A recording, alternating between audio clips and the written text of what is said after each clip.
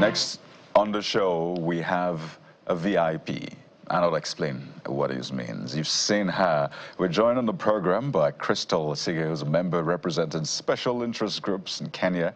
She's a senator, a Republic of Kenya, award-winning musician, disability champion. And when I say VIP, I mean visually impaired person. But yeah, she's a VIP in every ramification. Good morning, Senator. You're welcome to the Morning Brief. Morning. Thank you so much. Well, it's good to have you on. We'll maybe talk about why you're in Nigeria, right? Because it's great to see you in Nigeria. But you always call yourself a VIP. Now you're in the Senate. You're also a musician. You've done so much. Come on, what's going on? I don't know if people ask you, does it look like God is maybe very particular about you, just packed all of it in you? But speak to us about your journey in spite of all of the challenges. How are you able to shine forth? Wow, thank you so much. I think that when my parents named me Crystal, they had some sort of a vision of the future, because I don't know how my life has turned out so colorfully. There have been many twists and turns along the way. Like you say, my hometown is Mombasa, which is on the coast of Kenya. And I grew up just very normally in a family of 4 children. I'm the last born, I'm the baby. All my family is currently in Mombasa right now as we speak. And really normal childhood, went to primary and high school. All my schooling has been done in Mombasa, Kenya. And then I discovered when I was, of course, a kid that I really love performing arts. I love the stage, I love singing, I love speaking, I love expressing myself on a stage, which is really funny because I'm actually an introvert at heart. So when I'm not on stage, I am quite quiet. So my family always finds it quite interesting as the contrast. But also when I was a kid, I realized that I was losing my eyesight very slowly and gradually. It was in high school when I realized I can't really see the blackboard very clearly from where I was sat at my desk, and year upon year the eyesight continued to decline very, very slowly, and I didn't know why.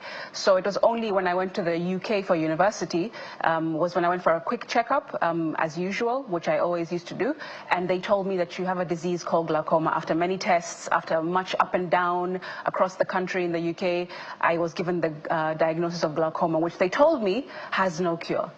And actually, they also said that because I'm black African, the color of my eyes make it more aggressive in us.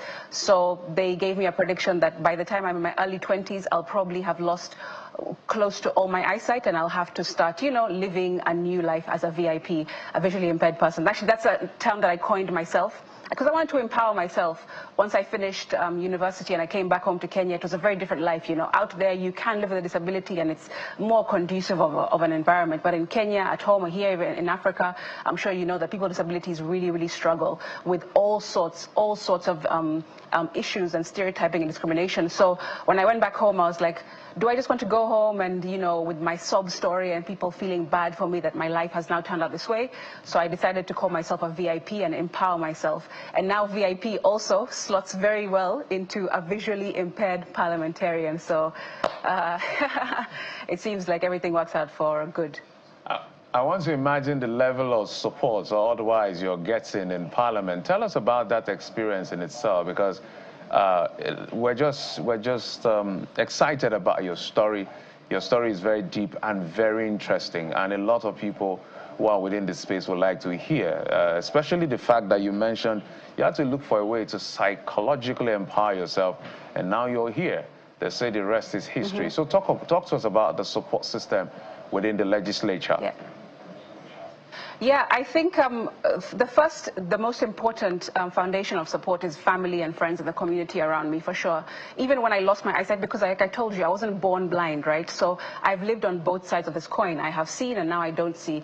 And the thing that has given me the most confidence, the springboard to give me sort of even the mindset to be able to say I can be a leader, is definitely from family and my close-knit community at home. Now, fast forward into Parliament, it's a lot of struggles, a lot of pull and push, because I'm the only visually impaired parliamentarian in both houses. We have the Senate and the National Assembly, similar to here, and I'm the only visually impaired. So out of almost 500 plus legislators, I am the only one. So it is very difficult to push for things that I require personally, like assistive technology,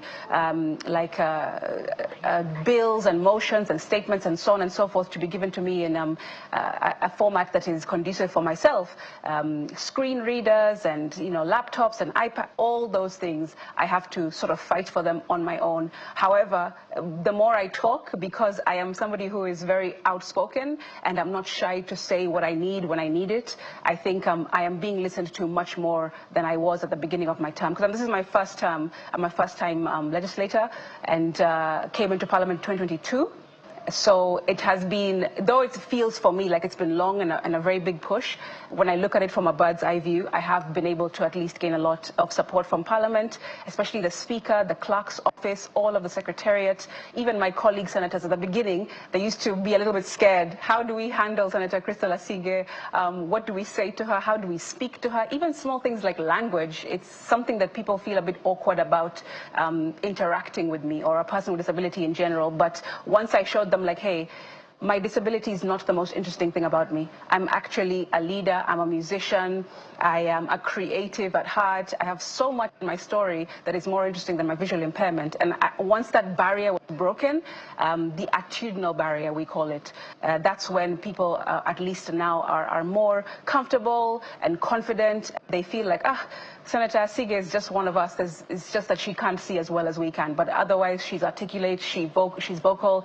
I'm also, I've been voted one of the top performing senators for 2 years running now. And I'm one of the youngest as well. So not only am I a PWD, I'm also a youth, and I'm also representing women in the Senate. So it's a tall order, but the support is definitely there. There is still more that can be done, because every day I still find more barriers that I need to break down, because, like I say, when I'm the only person, that means that I'm the only one speaking to these things. And actually, my job has become twofold.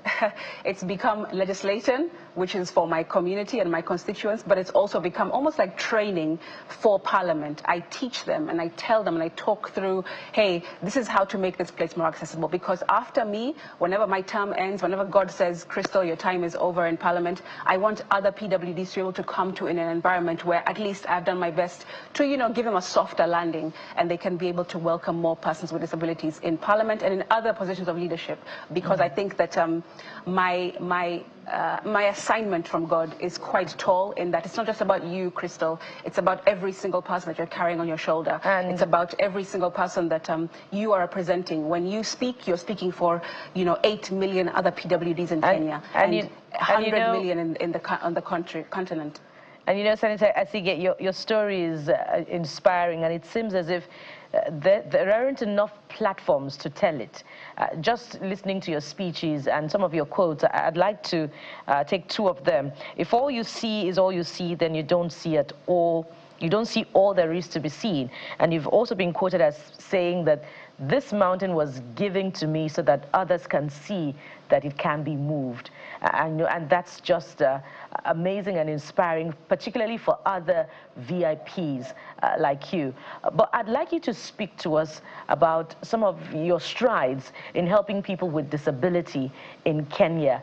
What are the achievements that you've been able to, to make as far as helping them to live a meaningful life? Please share some of them with us. Great. So currently I am the sponsor of several bills, and a flagship one of mine, I call it my baby, is the Persons with Disabilities Bill of 2023.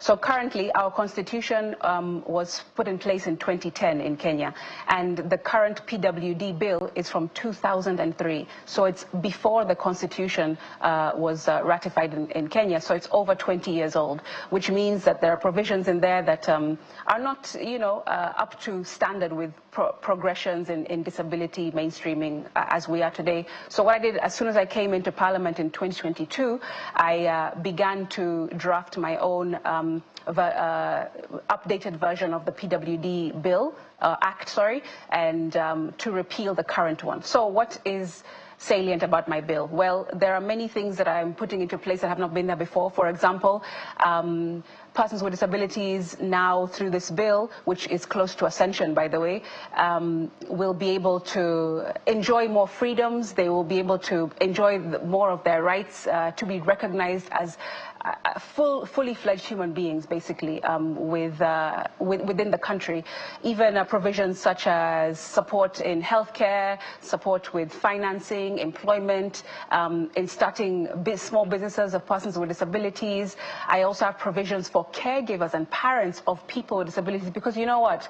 I'm a VIP, and I can see how my parents and my family have struggled to be able to bring me to this place. And a lot of countries in the world, including Kenya, don't remember the people behind the person with disability. Who is the mother, the father, the uncles, the aunties, you know, the grandparents who support this person to become, you know, a meaningful citizen within the country. And so my bill, one of the provisions is that I have said that caregivers and parents of people with disabilities will be eligible for tax exemption, because it's very expensive. There are people who take their kids to weekly physiotherapies, speech therapies, all kinds of appointments with the doctor. I've gone through all of that. And so I think me being a person with disability and a VIP who is now a legislator, I can use my own experience, my own very personal experiences to say, you know what, this is what's missing. These are the gaps that I have experienced in my own life, and I want to be able to fill them with this PWD bill. And right now, both houses have passed the bill, and we are waiting just for the president's signature. You're not just a VIP in every ramification. You also strike me as a superhero. And I don't know if anyone has ever mentioned that you remind them of the superhero Storm in the Marvel comics. Oh my goodness, I love Storm from the X-Men. She's my favorite character. Exactly, you just remind me of her. Yeah. And it's beautiful. I keep, you know, playing your music in my head. I wish you could have listened. I don't know if you want to do a line for us. That's my favorite, by the way, because a lot of people don't know you sing, at least in Nigeria. So maybe let's close this segment with a line. Maybe that I wish you would have listened. You know that line, okay, right? Great. Thank you. Yeah, I'm a musician. I'm award-winning. Before I came into Parliament, that's what I was doing. I was actually a full-time musician. Yeah. So being a creative is in my blood. It's my DNA. It's my first love. And yes, the song you're talking about is called Different. It's from my new EP called Blinding Allure, because I believe that all that I do, people look at it and they say like, oh, that is something interesting about it. So I called it Blinding Allure for the reason. So Different, it's called. The chorus goes, I wish you would have listened, I wish you would have listened. This thing would have turned different if you would have listened. And I wish you would have listened, we would be somewhere different, yeah. That's one of the lines. Thank you. I wish I had so my much. band, I should have my guitar. Exactly. I would have done a proper job for you. We're going to do a proper one sometime soon. I promise you that, as much as you're available. But thank you so much. And it's great to have you in Nigeria. Make sure you enjoy every moment of it, from the food to the people. Absolutely. We've been speaking with you. Senator Crystal Asige, member representing special interest groups in Kenya. Yes, she's a senator, award-winning musician, disability champion, artivist, VIP.